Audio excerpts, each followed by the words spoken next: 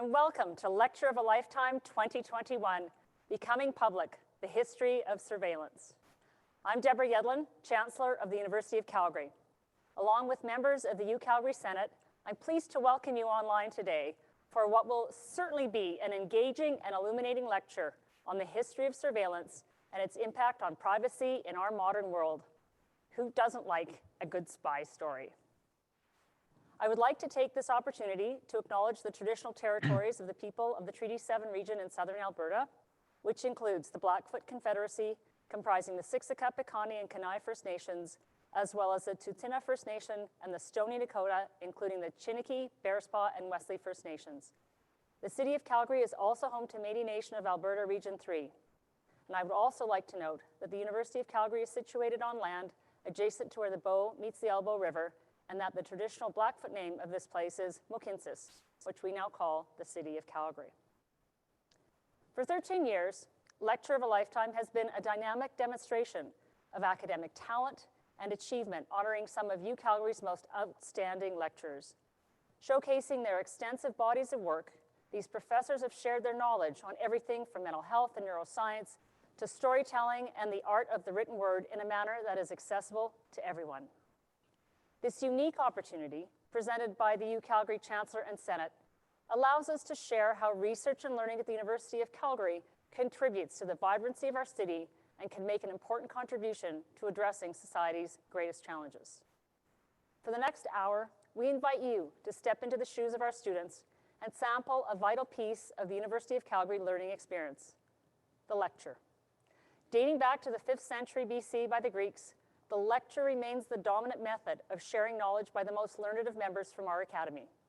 There's nothing like an inspiring professor. I still remember my first undergraduate English class and my professor, Bob Solomon, who inspired my love of American literature and taught me how to read for meaning and content. To introduce today's speaker, who was inspired by our speaker, Dr. Ferris, is Dr. Stephen Wagner, joining us from the UK rather late in the day. Dr. Wagner had the pleasure of being supervised by Dr. Ferris while studying for his master's degree in history at UCalgary before going on to pursue his DPhil at Oxford. Dr. Wagner is currently teaching international security in the social and political sciences department at Brunel University in London.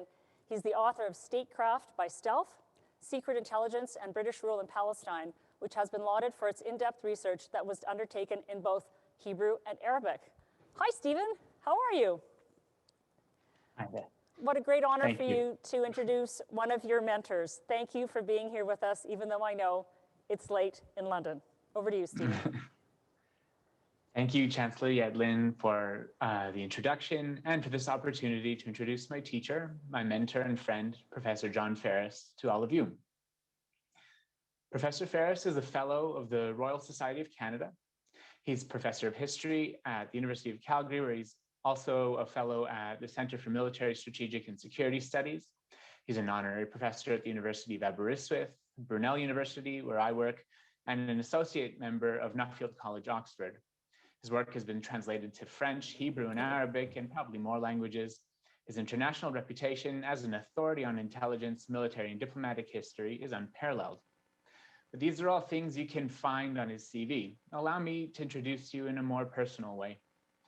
He's the only person I know who doesn't own a cell phone, and I suspect his lecture of a lifetime will help us understand why that is. His expertise on communications intelligence is internationally recognized by academics and by the intelligence profession. It speaks volumes that he's held a fellowship with the NSA and that the British Signals Intelligence Agency, GCHQ, chose a Canadian to write their authorized history. John may not remember this, but when I was a first-year undergrad and when he was head of the International Relations program, he gave a short talk about it, which convinced me to switch into that program. I didn't know it at the time, but this was the first of many times that he would influence my career trajectory. When I finally had the privilege of studying with John, it was in his year-long class on intelligence history. I was blown away by this walking, talking encyclopedia who would stand before the class and offer a new and fascinating way of understanding how the world works, and all without notes or PowerPoints. With his supervision and encouragement, my term work for him in that class evolved into an independent and original research project that turned into my master's in history and that into my doctorate. He handed me a career on a platter. Academic careers are notoriously precarious. John's reputation opened doors for me and many of his other former students. He made sure that we were prepared at every stage of our careers. He nourishes curiosity and understands that his role as an educator is not bound by the classroom. So perhaps his greatest professional achievement is the sheer number of his former students who've gone on to successful research careers and the even greater number of lives he's shaped. I think I speak for everyone when I say thank you and congratulations. Now, before we hear from Professor Ferris, I'd like to first direct your attention to this short video. Well, one of the things we always say, of course, is that those that don't know history are bound to repeat it. And it really is important to have an expert like John who can put a historical perspective on these crucial issues that we're facing today. John Ferris is one of the world's leading experts on diplomacy, communications, great powers. He's also a terrific lecturer. Student after student for decades has raved about John's classroom, the mentorship that he provides, but also just his insight and his conviviality. He makes it really approachable for everybody.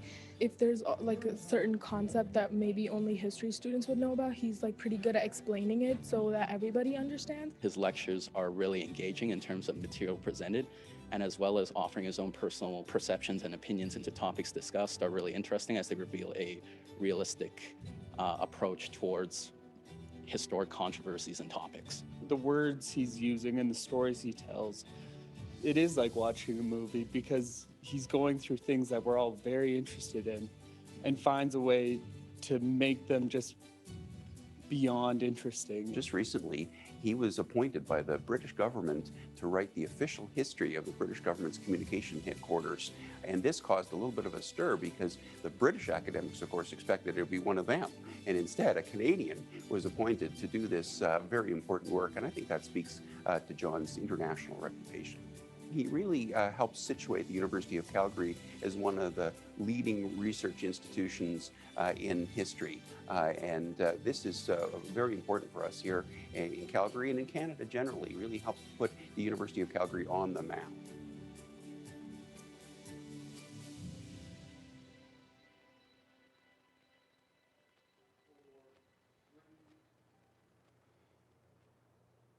Good afternoon. I'm John Ferris. I'm going to be speaking to you today about the history of surveillance with a focus on signals intelligence, how it's developed in the past, and how it's working in our lives today.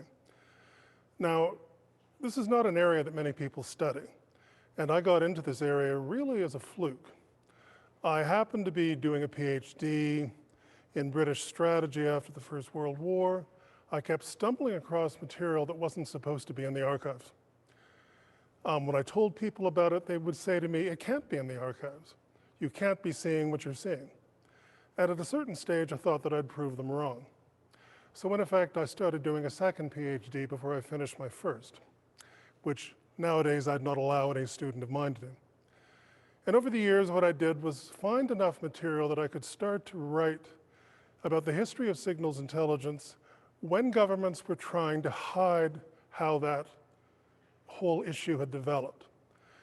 And as I started to write, oddly enough, without really knowing it, I built up a group of people within signals intelligence agencies who were interested in my work because I was one of the few people who was actually working in the area. And I was finding things they didn't know. Because one thing I ultimately realized is that people who work in signals intelligence didn't know their own history. And the price of their efforts to maintain secrecy in turn meant that they didn't actually have the ability to learn from their history. Now finally, after long years of work, I ended up being asked to write the authorized history of the government communications headquarters, the British Signals Intelligence Agency, most famous for its work in the Second World War against the German Enigma machine. And I was given access to the main run of their records up to the end of the Cold War, with some material from the past few years as well. That book is now published. It's a very large book. I didn't have the time to write a short book. But what I'm going to do for the next portion of my lecture is to talk about the history of signals intelligence and take us up to the end of the Cold War, and then explain why, In the past 30 years, we have come to live in a world where signals intelligence plays an active role in our lives.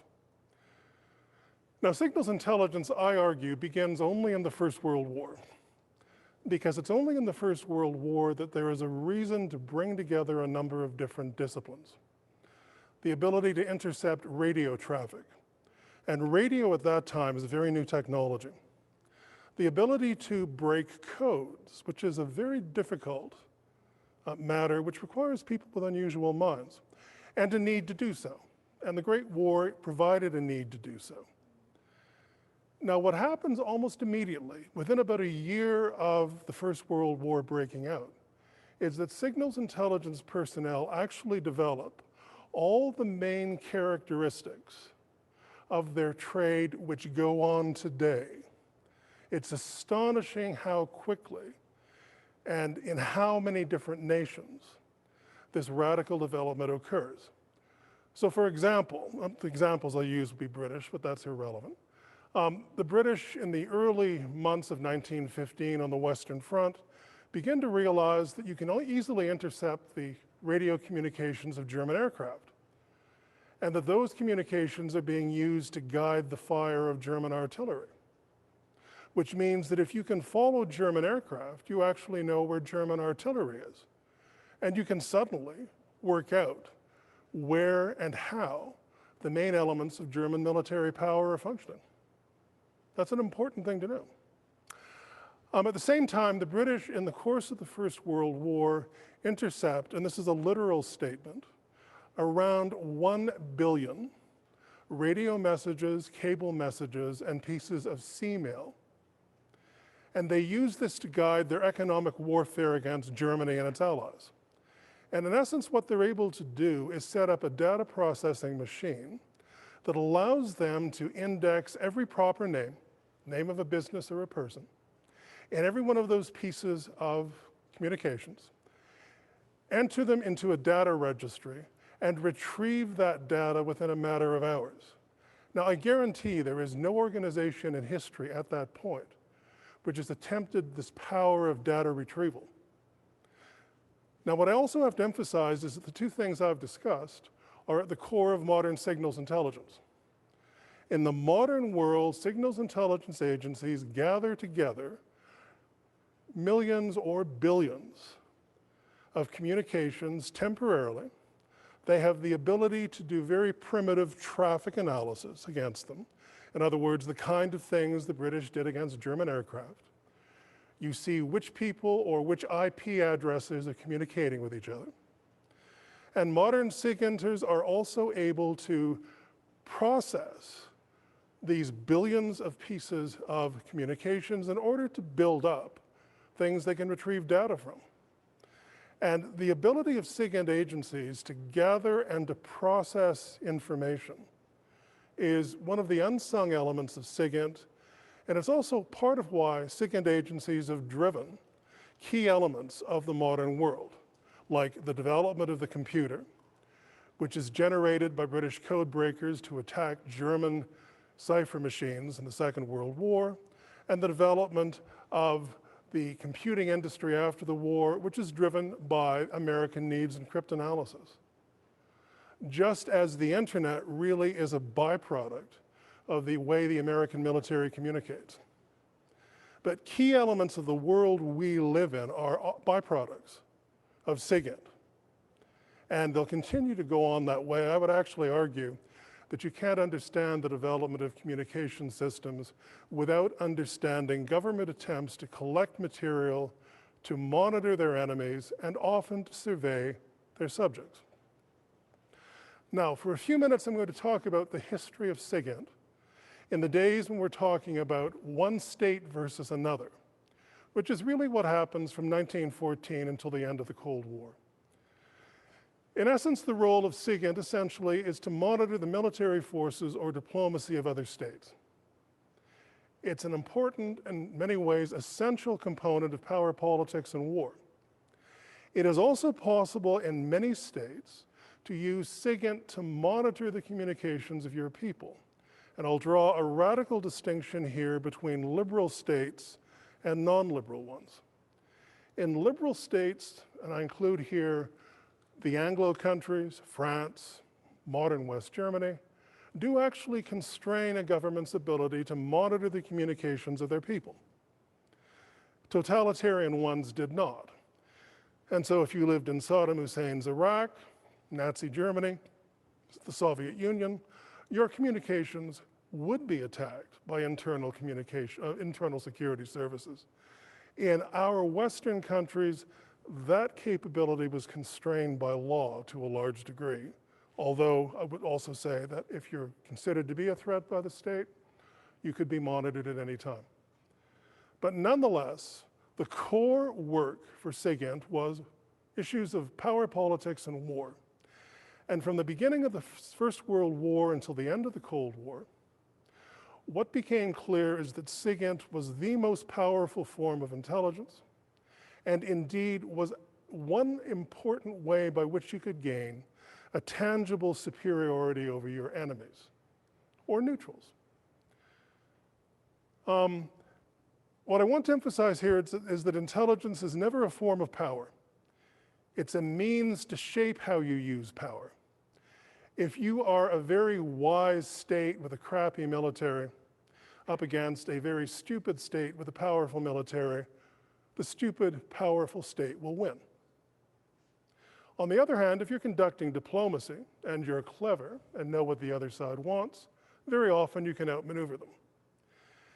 And what is clear now that we have a large amount of the record is that it's impossible to understand the way power politics and war worked, and I mean that as a literal statement, impossible, from the First World War until the end of the Cold War.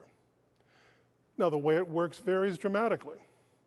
In the Second World War, through extraordinary brain power, through skilled cryptanalysis, through the application of what was at that time unprecedented quantities of data processing machines, the British and the Americans were able to read large portions of the highest level communications of the Japanese and German and Italian states and use that to guide their forces in war and peace.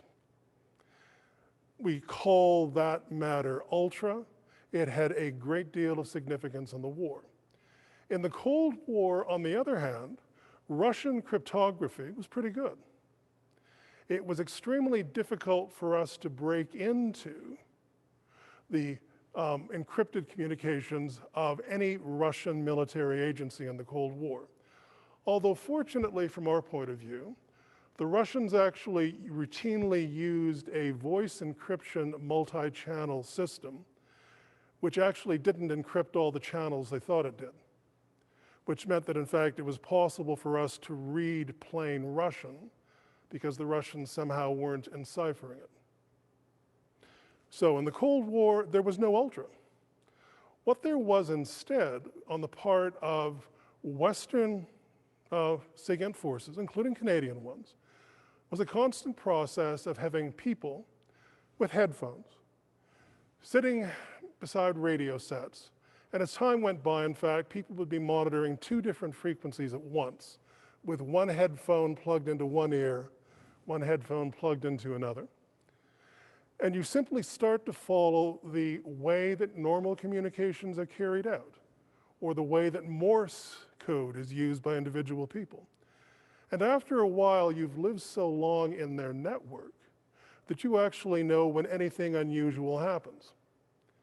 And if you have enough people monitoring all of those Russian divisions and corps, as NATO did, and the Five Eyes did, then you actually know what's normal and what is not normal, which gives you a very strong ability to say, I'm going to help you answer the most important question in the Cold War. No, indeed, World War III is not going to break out today, and it's not going to break out tomorrow. But what I would also say is that when we go through the records, we know it is clear that diplomacy from the First World War up until the present day has been significantly affected by the code-breaking capabilities of many different states.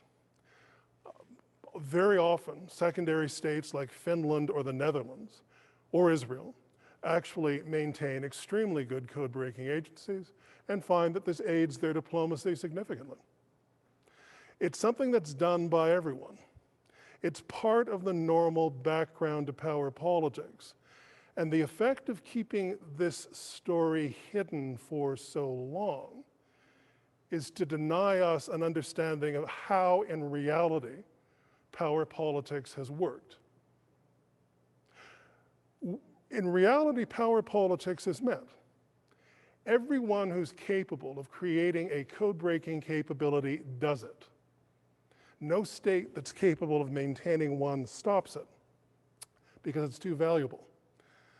You quickly come to realize that you collect intelligence on almost everyone, not just on people you identify as your enemies, but by people you identify as your friends. Because if you're going to negotiate, for example, issues of trade, you want to collect intelligence on the people you're negotiating with, who in matters of trade will tend to be your friends. And so the fact that states are constantly reading other people's communications is a given. It happens all the time. That is the world we live in. The fact that in war, states attempt to gather intelligence from reading the communications of other states is a given.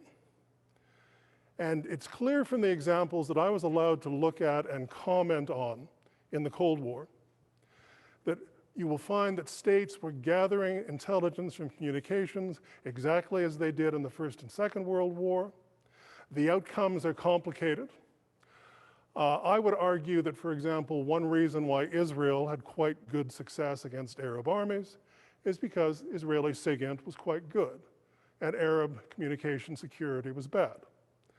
I have shown that in the Falklands conflict of 1982, that without communications intelligence from GCHQ, the British government could not have won that war. Indeed, it probably couldn't have started it. And had that happened, it's almost certain, I think, that Mrs. Thatcher would have fallen. And from that point on, you can start to ask, what would the significance of these events be to the Cold War?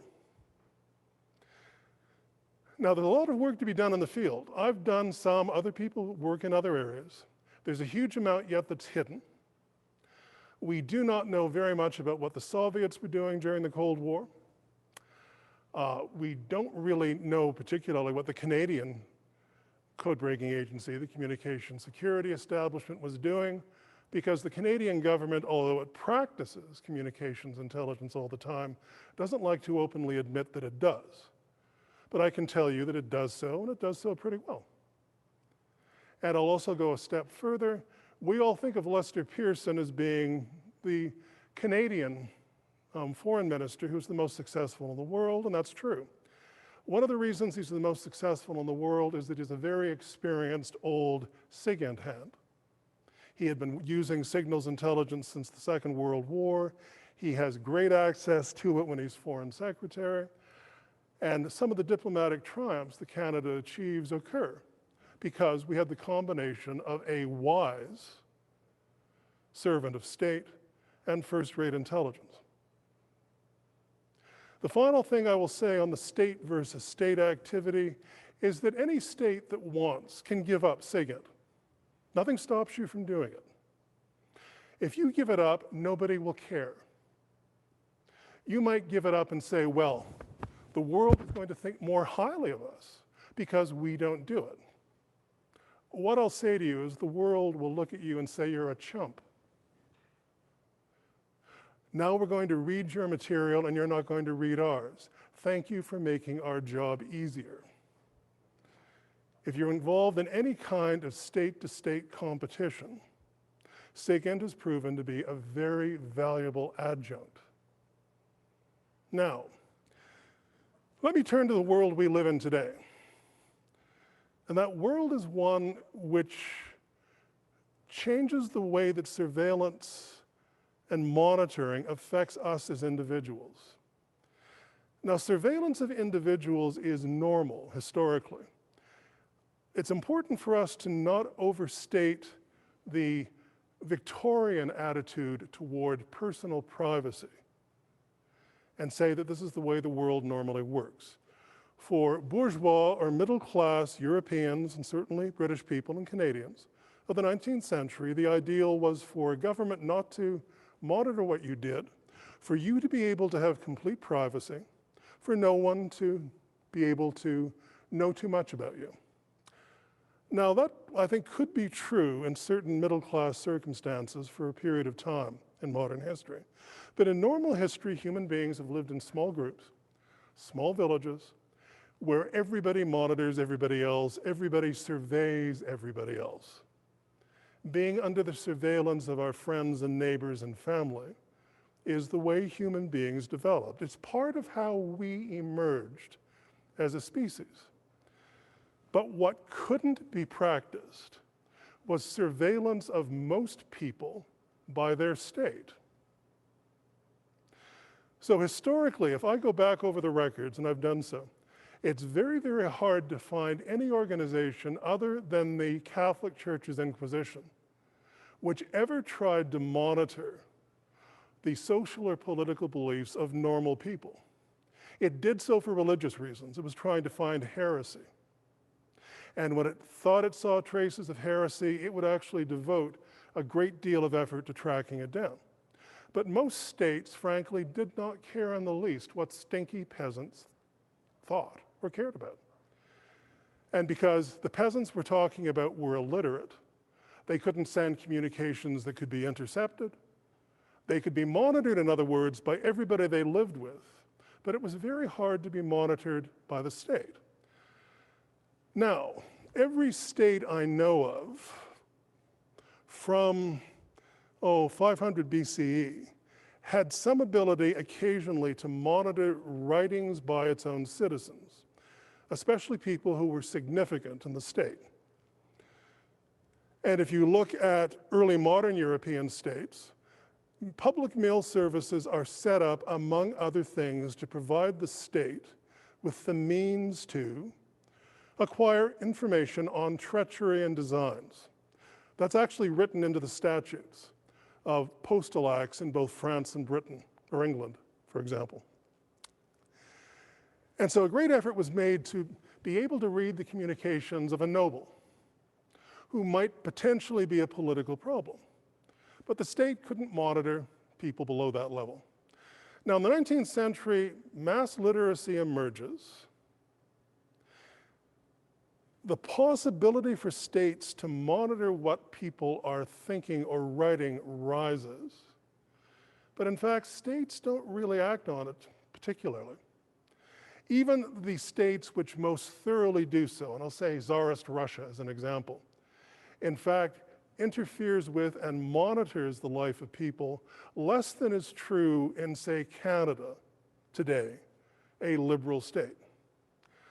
The British dominate world telegraph cables, and the British expand or extrapolate their legal system to the world's cables. And because in Britain it's illegal for the government to look at anyone's cables unless there is a judicial warrant, therefore, that also means that on British international cables, nobody can read another person's messages unless a British justice writes an order. And I'd say that in Western states, it's astonishing how little effort is made to read the mail or ransack the desks of normal people. When we hit the 20th century with what we loosely call totalitarian states, and that's a term that academics don't like to use, it is clear that in countries like the USSR, to a lesser degree Nazi Germany, very clearly in Japan, and certainly in many Arab countries later on, states spend a great deal of effort monitoring, surveying what their peoples are doing. But in the Western states, that kind of monitoring is actually pretty constrained historically. Now, people could talk about any number of scandals, and if we had several hours, I'd be happy to discuss them. But as a general rule, up until the end of the Cold War, by and large, our governments are constrained by law. Now, what happens after the Cold War changes the way that the potential for state surveillance, and also surveillance by other people, of the communications of normal people is transformed. With the internet, essentially what we have done is create a system which links every person or every computer or every IP address in the world to each other. It goes primarily by cables, telephone, maritime, sometimes by satellite communications and radio, sometimes by wireless if you're using a cell phone. But what is unusual about this material is that it's all open to interception. And it is all open to interception not merely by your own government, but by foreign governments. And it's open to interception not merely by governments, but by millions of criminals or terrorists or other people who would like to exploit you. Now, the dilemma with the internet is that if I send an email message to somebody else in Calgary, it might be routed through Beijing.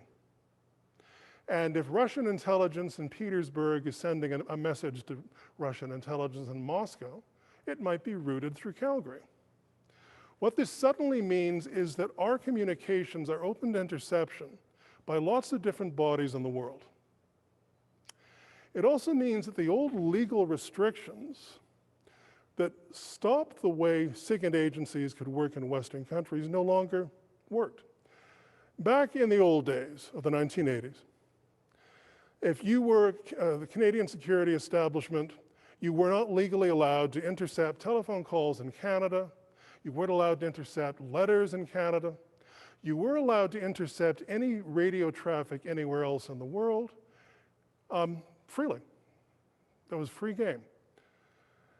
Now what has happened is that all of our data, whether it's at rest or in motion, is open to being intercepted by lots of different people, millions of them. Any messages stored on my computer, which are the equivalent of letters I might have had in a file somewhere, are susceptible to the same attacks as email traffic.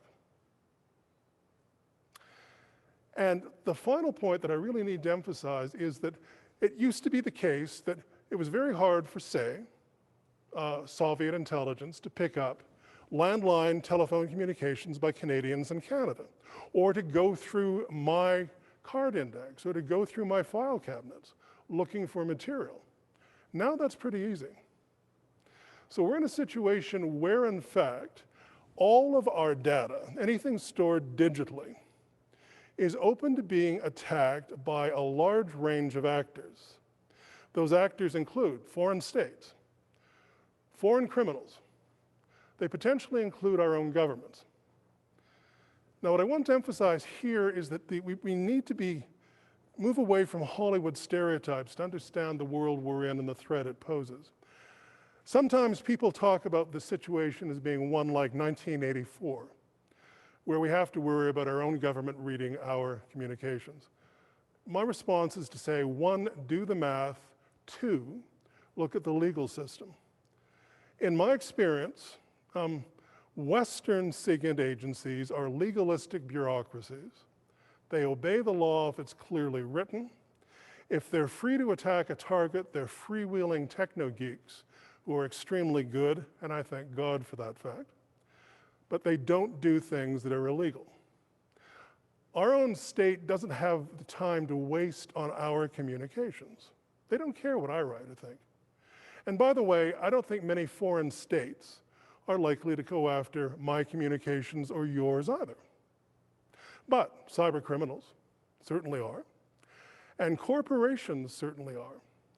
And if I were to look at the organizations with which we most interact, who are interested in our data, who have a reason to go after our data, which may or may not be harmful to us, are either corporations or criminals. And I would say that, in fact, it's very clear that cyber criminals based in other countries can inflict a great deal of damage on normal Canadians or normal Brits. What you have is also a situation, however, in which foreign governments might want to go after the communications of a Canadian business or a Canadian university, just as cyber criminals may. A few years ago, the U of C ran into a phishing incident in which our data was encrypted by foreign agencies, who fortunately allowed themselves to be bought out of it for a very small amount of money. But if you look at the organizations in North America that have been penetrated by, we know, foreign states, they include the Wall Street Journal, the Washington Post, the New York Times, they including leading universities and businesses across our countries. So what we confront as individuals now is a world in which SIGINT is part of the warp and woof of the way we live. And we can't get out of it, and I'm not sure we ever will be able to. I certainly can't see any short to medium term way for it. First of all, our state finds it hard to protect us from foreign threats, whether they're state-based or criminals. Beyond that, we as individuals find that we are confronted with people who would like to exploit our data or their ability to seize our data to work against us. We're not technically competent enough as individuals to keep those threats at bay. And so therefore, the question which emerges is, can we find someone to help us keep those threats at bay?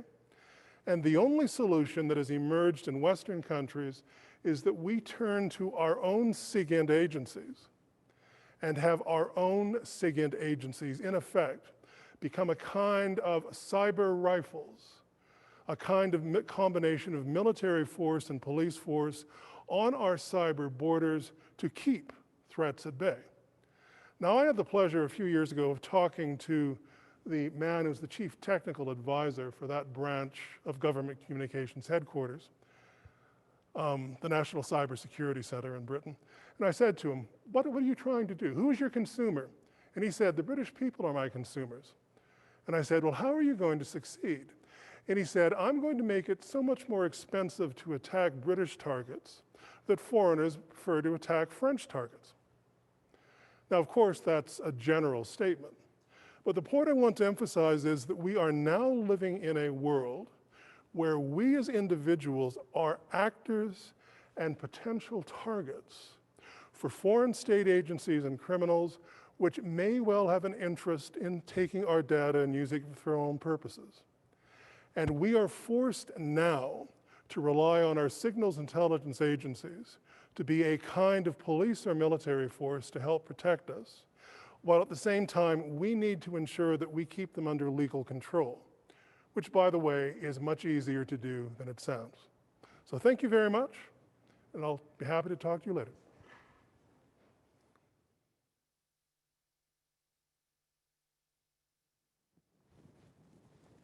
Thank you, Dr. Ferris, for that insightful and informative lecture. It's such a privilege to hear from a foremost expert in any field, but especially on a topic with both deep historical and timely implications. I think we're all going to be worried about our passwords now.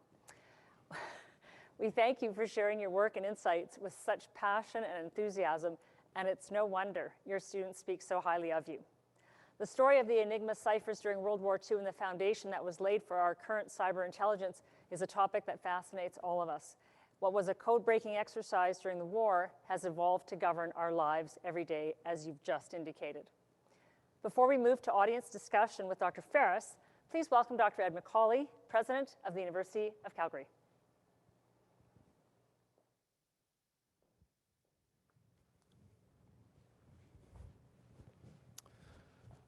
Thank you, Chancellor Yedlin.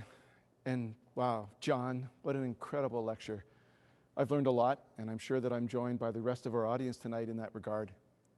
Thank you again, Dr. Ferris, for sharing your expertise and providing such a fascinating look at the history of surveillance. I also can't think of a better demonstration of the quality of research, teaching, and mentorship led by our scholars at the University of Calgary. It's a major point of pride for us to have leaders like Dr. Ferris in our community. Their work is groundbreaking, as we've all seen tonight. It's extremely timely and relevant to the issues facing our society. And the benefits extend to enriched learning experience that really empower our students to become active creators of new knowledge. The Lecture of a Lifetime is a long-running and much celebrated event program, as Chancellor Yedlin mentioned. Through the lecture series, as well as events like idea exchange, podcasts, webinars, and other outreach, we're focused on engaging our community on some of the big questions and challenges that affect all of us. The opportunity to connect, inspire, and share is absolutely integral to our mandate as a research university. There's also the impact of our work in partnership with other organizations. And I think these relationships serve as another point of pride and leadership for Calgarians. Working alongside the City of Calgary and other anchor institutions, fellow city builders such as the United Way of Calgary and Area, the Calgary Stampede, Calgary Pride, Calgary Economic Development, and many others, we've been able to make extraordinary outcomes possible. One example is the university's 2020 United Way campaign, which raised over $780,000 to help people in need in our city and surrounding communities.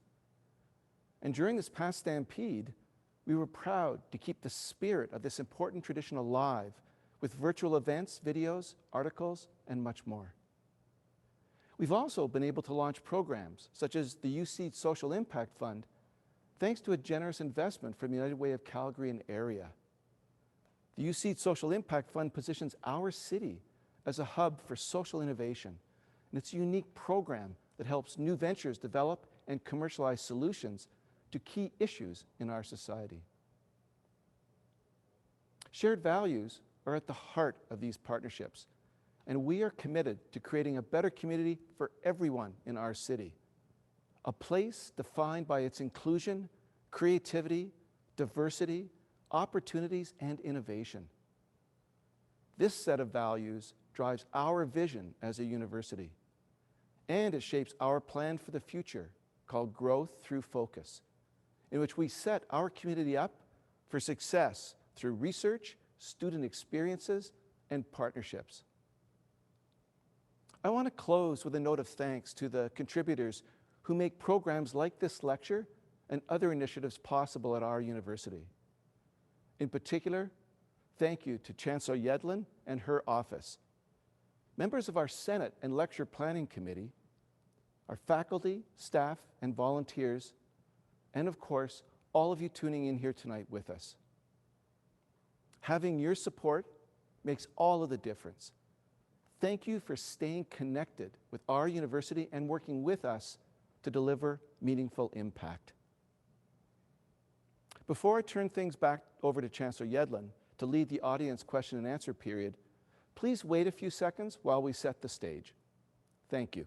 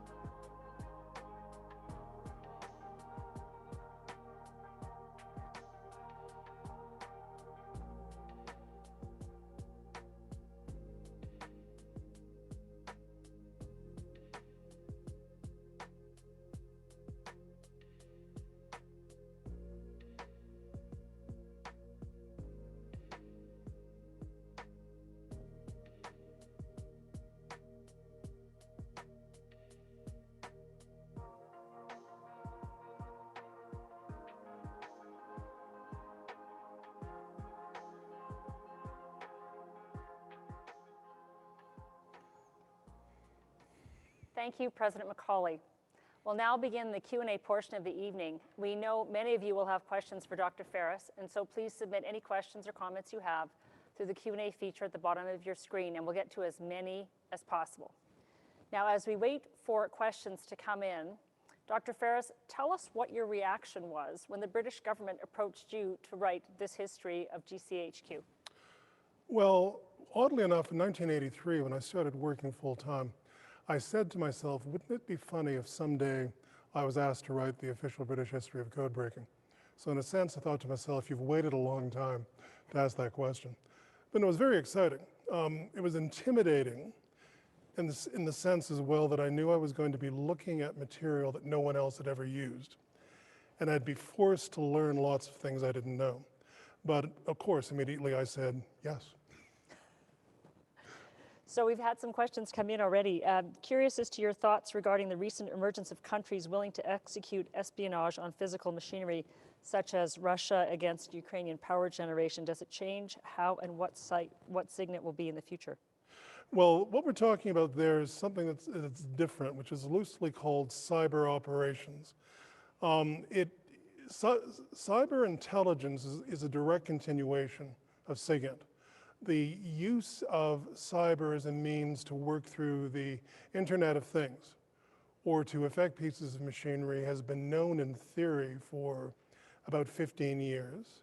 It has been practiced now on a number of different occasions. It's clear that it can be done frequently, and potentially it's very dangerous. Potentially, you could actually knock out major power plants. Modern power plants actually no longer have real instruments. They're controlled completely through digital means. Most experts doubt that it's likely that this will be done on a major level by one state against another because the risk of being found out is too large. But nonetheless, it's entered the panoply of the things states will do against each other. So you mentioned Finland, you mentioned Israel as far as security or cyber intelligence capabilities. Which country do you think has the strongest intelligence capabilities today? Well, the top 5, I think, and this is in rank order, the United States, either the PRC or the British, and then the other one, then Russia, then Israel. That actually is what professionals seem generally to think. And Israel, by the way, is regarded as being extremely good. You have to go down a couple of steps, and then countries like France, Germany, Canada start to be regarded as being significant players. A question here about when you say the Canadian government has better things to do than monitor our electronic communications, what are your thoughts on the proposed Bill C-10 that will allow the CRTC to regulate or censor user-driven data on social media platforms? And is this not a move to a more totalitarian form of government surveillance? If they actually do what is legally written in the Act, it goes way farther than any Canadian should want to have allowed. I don't think that in the end the Liberals will carry it that far. But nonetheless, as it's currently written, it is a bad legislation. So what should we do as academic institutions or citizens to make sure that our concerns are heard? And what do we need to do to emphasize? I actually think that what we have been lacking in Canada is what you find existing in the United States and Great Britain, which is an open debate on these issues. Both in the United States and in Great Britain, and to a lesser degree Australia, or Germany, you will find that there actually are open debates about what government should be allowed to do in terms of surveillance, which attempt to go through all different aspects of it, which say, well, we need the security and the intelligence, but are we willing to run this risk of losing some freedom to civil liberties? In Canada, we have never had that discussion. So the first thing I would say is that actually universities and newspapers should treat this as a very serious issue. Another question about what the diplomacy advantage has been in China's SIGINT code breaking system and their public relations with Canada. Well, we have to avoid being politically correct here. The PRC conducts subversion against all Western countries, including Canada. Canada is actually a significant and fairly easy target from the PRC's point of view. They conduct subversion by attempting to work through Chinese communities in the country.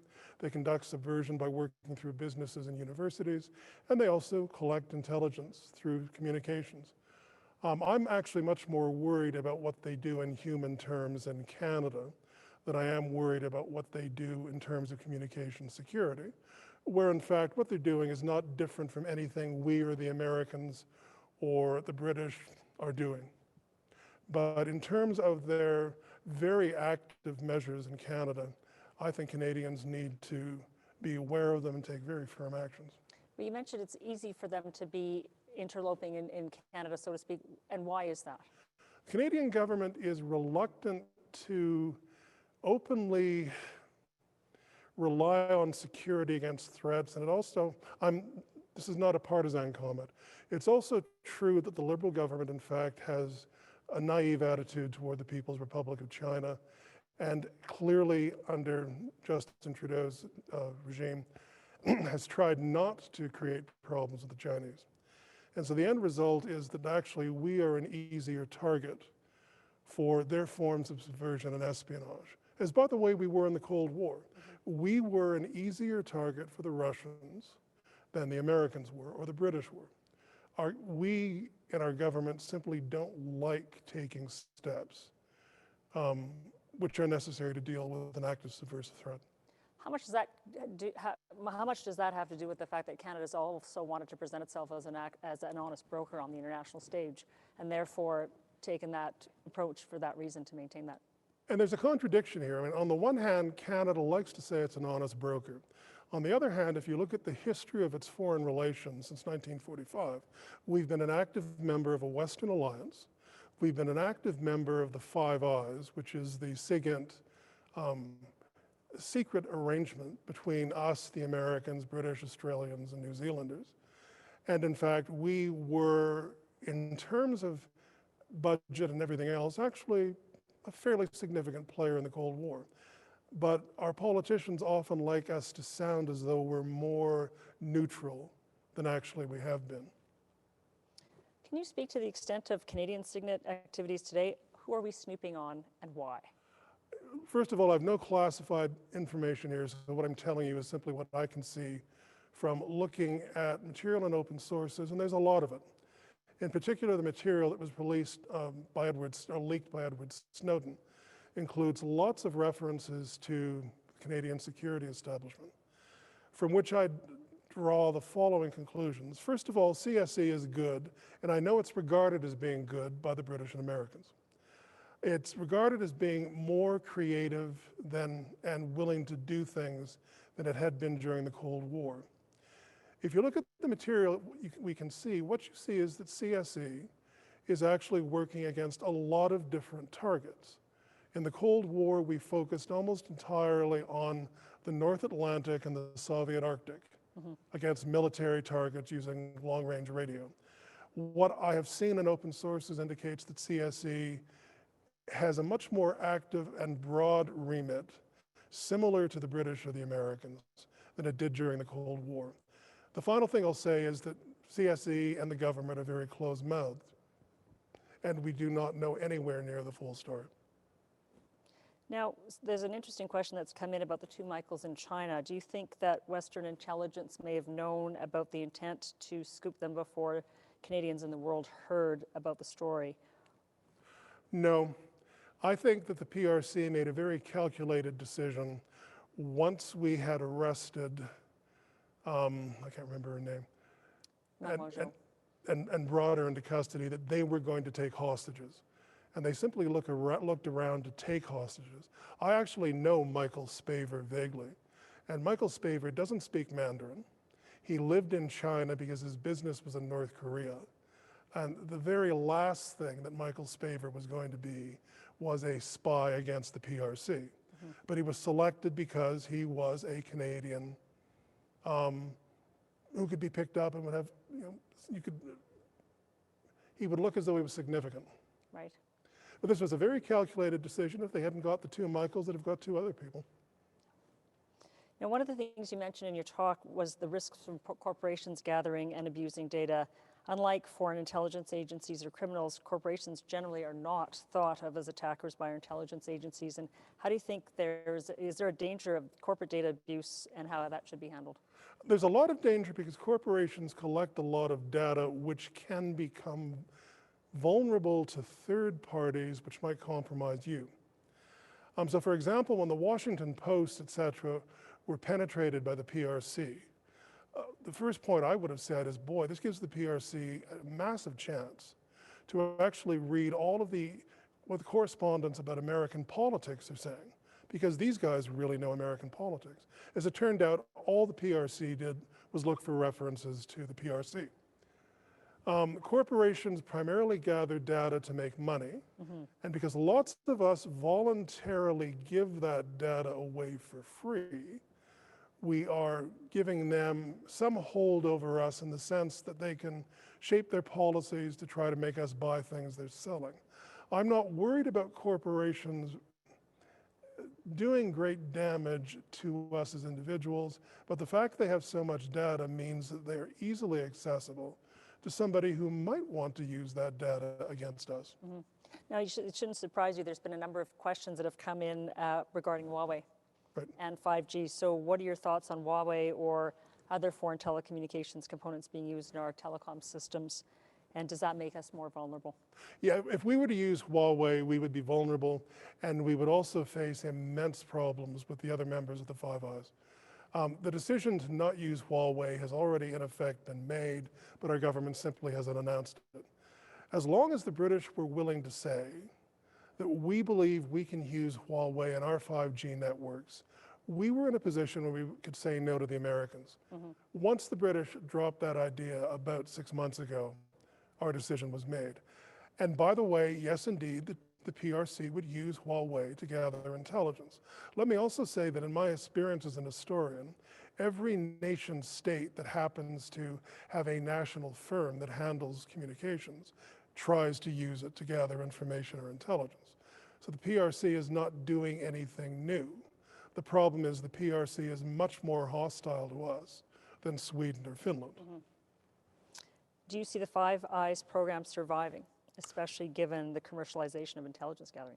You know what, I'll tell you that lots of American and British SIGINTers I've spoken to are doubtful that the Five Eyes will last beyond this generation because it requires too much of a willingness to allow people from other countries to know some of your most important secrets. Mm-hmm.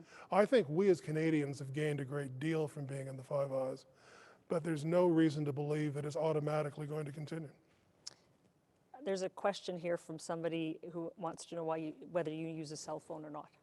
I didn't use a cell phone until about 10 months ago. I very reluctantly decided that I would use one. I only use it for telephone messages and not for anything else, and I don't carry it with me. Now, would you consider writing a similar history for Canada? If CSE gave me the same opportunity of freedom that was given to me by GCHQ, I'd certainly think about it. But I can also tell you I've got 15 years worth of projects ahead of me that I've already gathered the evidence for, so I'm not likely to voluntarily take on a new project. So what's next on your list?